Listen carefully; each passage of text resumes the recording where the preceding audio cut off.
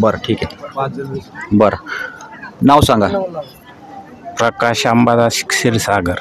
बरं आता हे भजनी मंडळात कशा स्वरूपाचं हे बघता तुम्ही? वाटचालीचं भजन सकाळी काकडा असतो, भोपळी काकडा, त्यामध्ये गवळणी, नंतर वाराचे अभंग, नाट आणि दुपारून हरिपाठ. मग ते सगळ्याच्या सहभाग असतो. सगळ्याच्यात. रस्त्याने चालताना कसा आनंद आहे दिंडीत वगैरे? आनंद म्हणजे काय सांगायचा आनंद. आनंद आषाढी कार्तिकी विसरू नका मज, सांगत तसे गुज पांडुरंग. ज्याप्रमाणे भगवान संतांनी हे अभंग लिहून ठेवले ते काही चुकीचे नाही ना. हा आनंद असा आनंद म्हणजे कुठेच आनंद नाही असा योग्य आनंद. एवढा आनंद आहे वारीचा. वारीमध्ये चालताना असं माणसाला वाटतं का आपण लगे पूर्ण असे भगवंताचे होऊन जातो आम्ही. म्हणजे रस्त्याने भजन, पावल्या खेळणं, भजन करणं याच्यामध्ये खूपच आनंद आहे. बरं आणि एकूणच असं काय अविस्मरणीय अनुभव इतक्या वर्षांच्या वारीत की न विसरता येण्यासारखा क्षण?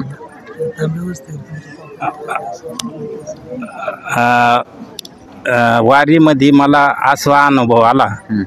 माझं मागच्या वर्षी खिशातून पाकिट पडलं चालताना. आम्ही आवरे महाराजे बरोबरच हरिपाठ गायला आणि चाललो रस्त्याने. ते पाकिट पडलं ते मला ते वस्तीवर गेल्यास नंतर कळलं. तिथं ज्या ठिकाणी आम्ही थांबलो तिथं गेल्यावर कळलं.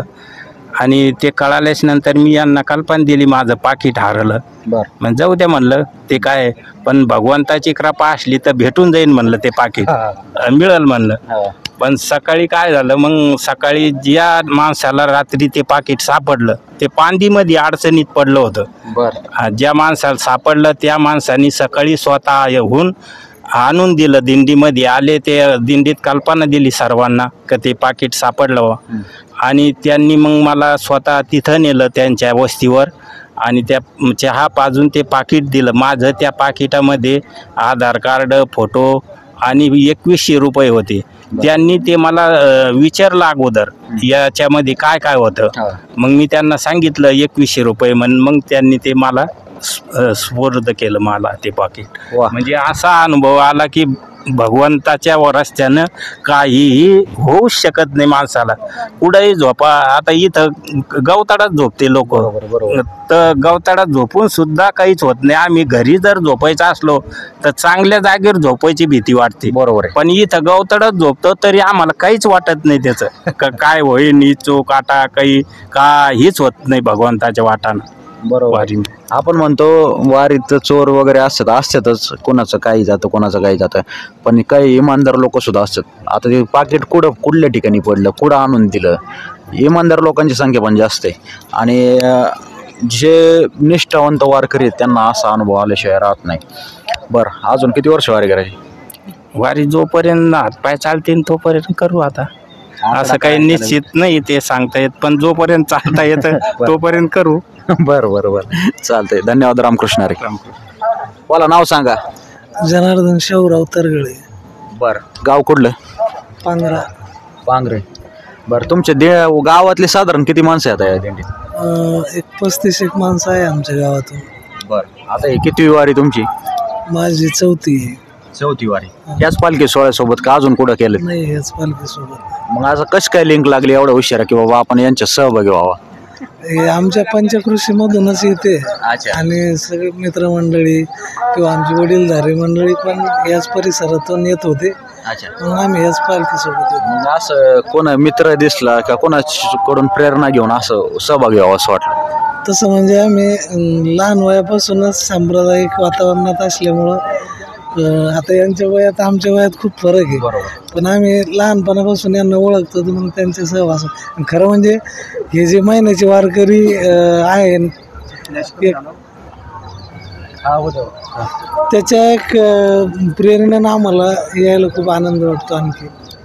कारण सकाळपासून जे भजन चालू असतं म्हणजे उठल्यापासून तर झोपेपर्यंत भजनाचा आनंद येतो आणि त्या भजनातून खूप काही जीवनाला टच होणाऱ्या गोष्टी आपल्याला ऐकायला भेटतात.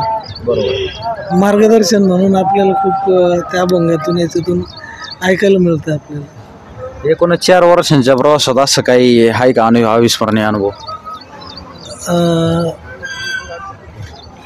काही असं विशेष नाही, पण सहज छोटे मोठे आहेत. छोट्या मोठ्या अनेक गोष्टी. आत्ताच आम्ही इथं एक सर आहे आपल्या पालखीतच, नागे सर म्हणून, तर त्यांनी एक प्रसंग सांगितला. कारण एक बिडकींच्याच परिसरातील एक वारकरी, ते काही बऱ्याच वेळेस आले नाही, पण ते सर्व्हिस करते, ते आता दिंडीत आलेले आहे. तर त्यांना व्यसन आहे, म्हणजे ते 2-3 वेळेला ते व्यसन करायचे, पिण्याचं व्यसन आहे त्याला.